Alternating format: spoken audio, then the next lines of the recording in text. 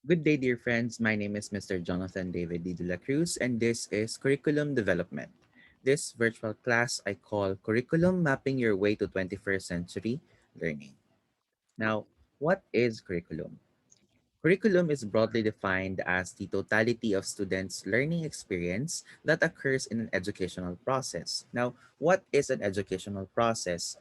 This starts with a goal, a possible outcome, followed by instruction and assessment in order to measure if the objective or the goal is attained.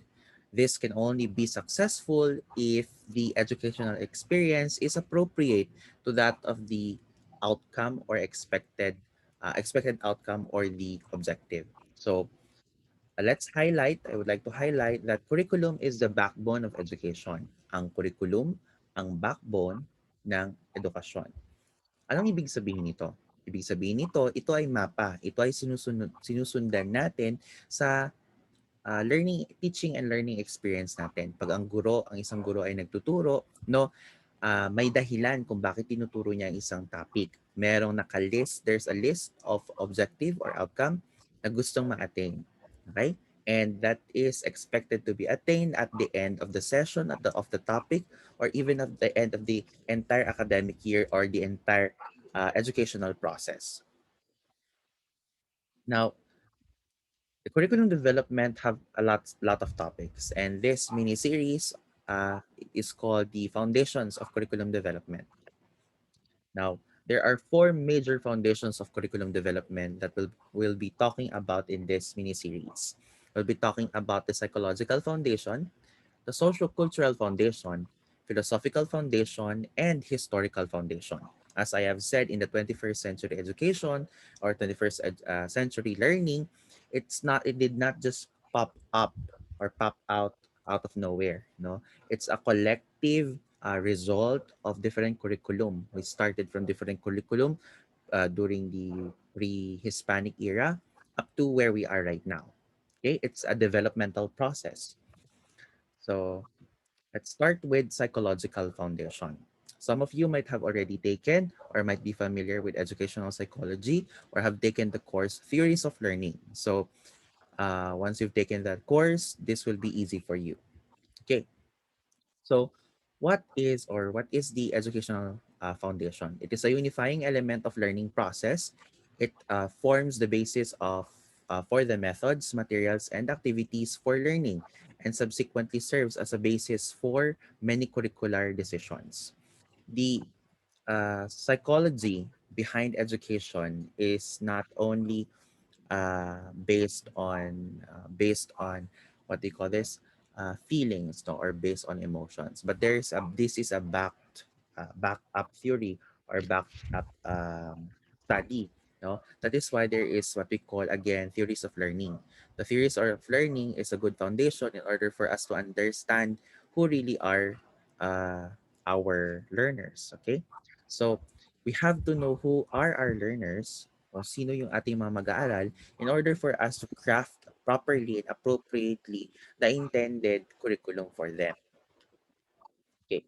Now, there are three major theories of learning, and I'm sure some of you might be familiar with this, and some will be familiar. Some of you are also familiar with the people behind this. Let's start with behaviorism. So, for behaviorism, the one of the most known people here is Edward Thorndike with his connectivism. There's connectivism. We also have Ivan Pavlov, who is known for classical conditioning, and B.F. Skinner for operant conditioning. While for cognitive development, we have Jean Piaget, who developed the cognitive development theory, and John Dewey, where he highlight the learning by doing, the experiential learning. And we also have Jerome Bruner. He is the proponent for the constructivism or constructionism rather. And then the third one is phenomenology. This is also referred as humanism or humanistic theory. And the front runners here are Abraham Maslow with his hierarchy of needs, Carl Rogers with his theory of personality, and Louis Raths on his value development. So, isa-isahin natin itong tatlong ito. Start with behaviorism. But take note that I will not discuss their theories. I will only discuss its relationship to curriculum. So behaviorism and curriculum, mastering subject matter. In this, in behaviorism, it is important for the teacher and for the learner to master the topic or master the subject. Okay, it highlights the teachers and learners' capability to master the content. Okay, prescriptive and diagnostic approach. Remember that this is behaviorism. Mahalaga ang response ng bata. Okay? Kaya mahalaga ang conditioning dito. But in order for you to do that, you have to determine ano nga ba yung capabilities ng bata, no? Kaya may prescriptive and diagnostic approach tayo. One, dito papasok yung admission exams natin. Dito papasok yung qualifying exams natin. Step-by-step and structured method of learning. Behaviorism, again, conditioning ito. If you remember, no, when you are in high school, when you enter the class, there's a routine of prayer and then greet and then prayer and then pick up the pieces of paper around you, take your seat and then proceed to the lesson or other uh, patterns, no. But it is definitely structured conditioning, right? And this is where when you recite, you get a point. When you if you remember the Ivan Pavlov's approach, no? Okay, so you can give an extrinsic or even an intrinsic motivation for your students. Okay, by conditioning them. Last one is appropriate sequencing and reinforcement are desired behavior. So it is here, behaviorism again, it's largely rooted on the students' performances or students' behavior. If they are good boy or good girl, you're going to give them star, something like that. If they're not performing well, you're going to use a positive reinforcement. Again, negative reinforcement is no longer encouraged, no?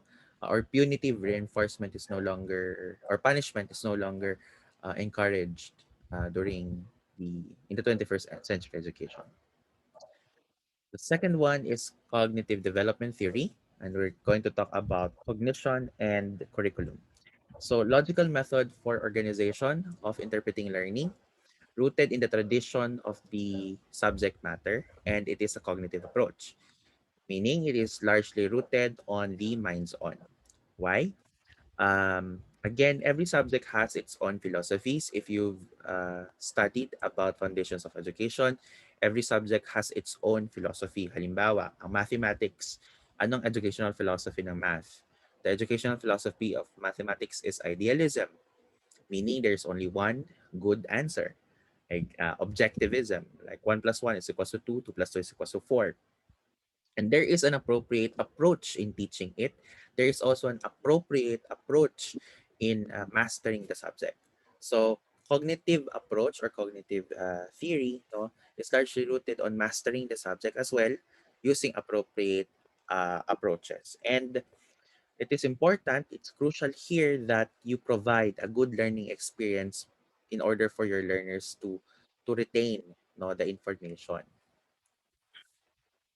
Okay, so that's the cognitive approach, cognition and curriculum. So in behaviorism, that highlights the students or the learners. Cognition, it highlights the content. Phenomenology and curriculum, this is also referred again as humanistic theory. Different things to different people and personal experience is vital to understanding learning. So here, the important thing is the experience. Okay, let's highlight the experience. The experience will allow the learners to retain the information more. Halimbawa, how do you appropriate or tailor fit a curriculum based on their location? It's important to know that. Halimbawa, if you are teaching in the provinces and you're teaching in the mountains, okay, with a good agriculture, what is the good livelihood education that you're going to teach? Definitely, the appropriate one is about agriculture and farming. If you are teaching in the areas that is near to the bodies of water what is the best livelihood, what is the appropriate livelihood approach or livelihood content that you're going to teach. It's about fishing, meaning allow learners to obtain the information based on the uh, society, no, or economy that is around them, for them to deeply understand it further. That is why if you're teaching here in the Philippines and you give an example about a snow, hindi naiintindihan ng bata, hindi madaling maintindihan ng bata kasi hindi naman lahat ay nakaranas ng snow. So, ano yung mga pwede nating ibigay na examples? Ang ibibigay natin na example is appropriate, no, to that of the learner's experience based on their location, based on their culture, based on the existing society. So again, let me highlight, no, there are three major theories of learning. So on the psychological foundation. So there are three important things. Ang highlight ng behaviorism, the highlight of behaviorism are the students. It's important that you have to know your students. It's important that you have to condition your students, no, uh, intrinsically and extrinsically to be motivated in learning. Okay. Number two, so you have to know your students, okay, in relation to curriculum sa behaviorism. Number two is cognitive development or cognition. Okay. Cognition, it highlights the content. Okay. The content of the subject or the approach in teaching the content of the subject is largely dependent on the philosophical foundation or the philosophy of the subject. Okay. So number one is learners. Number two is content. Behaviorism is learners, cognition is content, phenomenology or humanistic is on experiences. Okay? So it is important again that you have to know your you have to know the location of your school, you have to know the experiences of your learners and general experiences, no, to relate it further for them to have deeper understanding, because the learner later on we'll be talking about fundamental concepts of curriculum. The the the one that will bridge the objective to the content is the learner's experience. In order for learners to have deep understanding and mastery of the content, they have to experience it. Okay? So there are three theories of learning. Behaviorism is the learners. Okay, you really have to know your learners. This is hearts on. Number two is cognition. This is the minds on. And number three, humanistic. This is the hands on. Okay. So those are the three theories of learning. If you want to learn more about it, you can read more about the people that I've just mentioned a while ago. Thank you for listening, and please watch the next video for the next foundation of curriculum. Thank you.